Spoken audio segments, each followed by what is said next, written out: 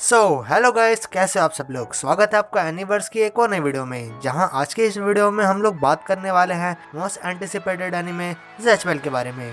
So without wasting any more time, let's get started.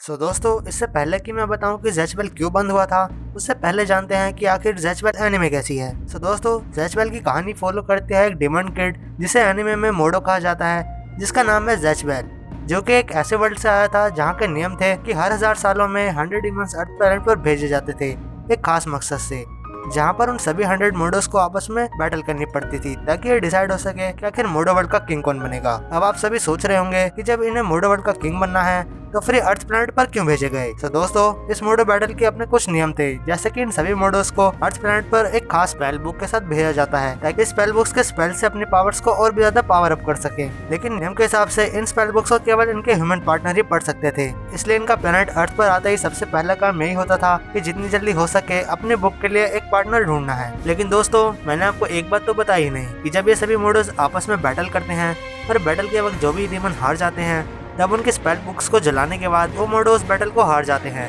और वो मोडो world में वापस एक सोल के रूप में चले जाते हैं। इससे आप बिल्कुल ऐसा समझ सकते हैं कि जिस तरह से किसी ह्यूमन को लाइव रखने में उसका दिल बहुत इंपॉर्टेंट होता है, ठीक उसी तरह से स्पेल बुक मोडोस के लिए एक दिल का काम करता है। बुक के जलते ही मोडो को अपने वर्ल्ड में वापस जाना पड़ेगा। अब बात करते हैं इस एनिमे के मेन कैरेक्टर ज़ेस के बारे में, जो कि बाकी मोडोस के साथ ही मोडो वर्ल्ड से ह्यूमन वर्ल्ड किंग बनने की बैटल के लिए आया है, जिसमें इसका पार्टनर होता है 14 साल का बच्चा जिसका नाम होता है कियोटा कामिने, जो कि अपने स्कूल का बहुत ही शार्प माइंड और बहुत ही होशियार स्टूडेंट होता है। और ज़ेस से मिलने से पहले ये बहुत ही ज्यादा एटीट्यूड और बिना किसी दोस्त के अकेले स्कूल लाइफ जीने वाला बच्चा होता है। इस एनिमे की शुरुआत ही इन दोनों के बीच के अनबन से लेकर इनके पावरफुल बॉन्ड के बारे में बताती है, जहाँ पर ज़ेस को दोस्त बनाना और खेल कूद करना और जिंदगी को जीना पसंद था, लेकिन वहीं कियोटा कामिने को अपनी डेली लाइफ हमेशा अकेले बहुत ज्यादा फ्रस्ट्रेटेड और किसी से बात करना भी पसंद नहीं था। लेकिन जब एक दूसरे से मिलते हैं तब धीरे धीरे इन दोनों की अंडरस्टैंडिंग बढ़ती जाती है और फिर ये एक दूसरे की इज्जत करते हैं और फिर इसी के साथ ये और ज्यादा पावरफुल होते जाते हैं। और कई बार जब ये हारने वाले होते थे और कहीं भी जीत की होप नहीं बचती थी, वहीं इनकी फ्रेंडशिप के बॉन्ड ने इन्हें बहुत ज्यादा पावरफुल बनाया। हालांकि कई बार इनके सामने ब्रागो और बैरी जैसी चुनौती आती थी जिसमें ये हार भी गए, लेकिन ये इसलिए अलाइव होते थे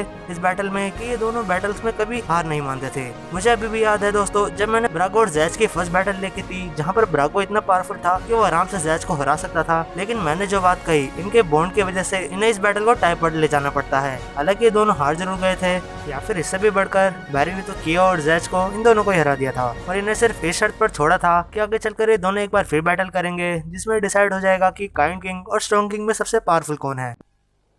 तुमने कहा था तुम्हारा नाम ज़ेच है। क्या मैं तुमसे एक बात पूछूं? तुम कैसे किंग बनने के बारे में सोच रहे हो? हाँ? एक काइंड किंग। तुमने ये क्यों पूछा? एक मुश्किल मकसद।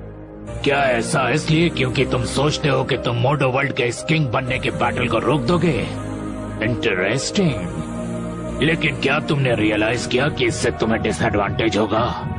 बैरी, तुम कैसे किंग बनना चाहते हो? एक स्ट्रॉन्ग किंग, इतना स्ट्रॉन्ग कि मुझे चैलेंज करने वाले को मैं अपने सिर्फ एक हाथ से ही खत्म कर दूं।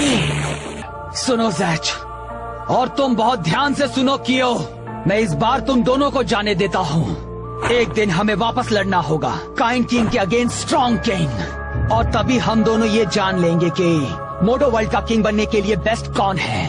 और तब तक मैं तुम्हारी बुक डिस्ट्रॉय नहीं करता।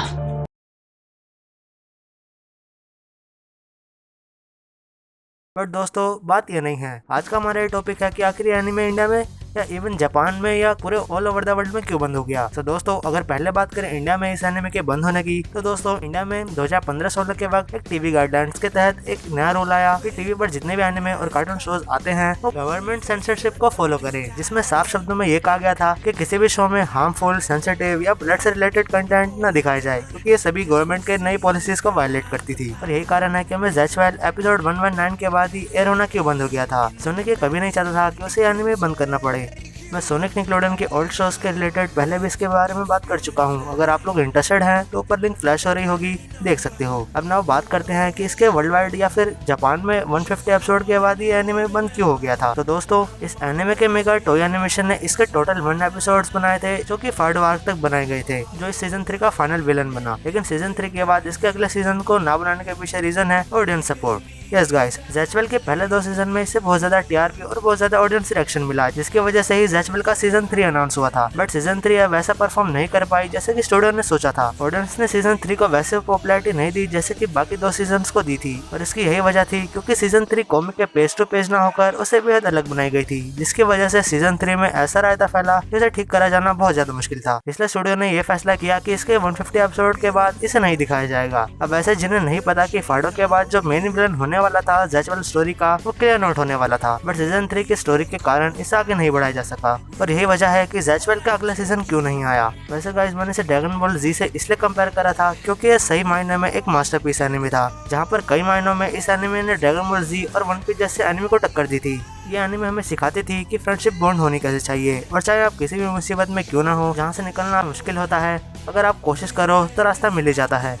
तो दोस्तों, मुझे उम्मीद है कि आपको वो आंसर मिल गया होगा जिसके लिए आप बहुत देर से स्क्रॉल कर रहे थे। और हाँ दोस्तों, एक बात और, जो हमारी अगली नई वीडियो होने वाली है वो होगी ज़ैचवेल के अपकमिंग रिलेटेड न्यूज़ के बारे में। यस गाइस, तो वो वीडियो भी मैं जल्दी लेकर आने वाला हूँ।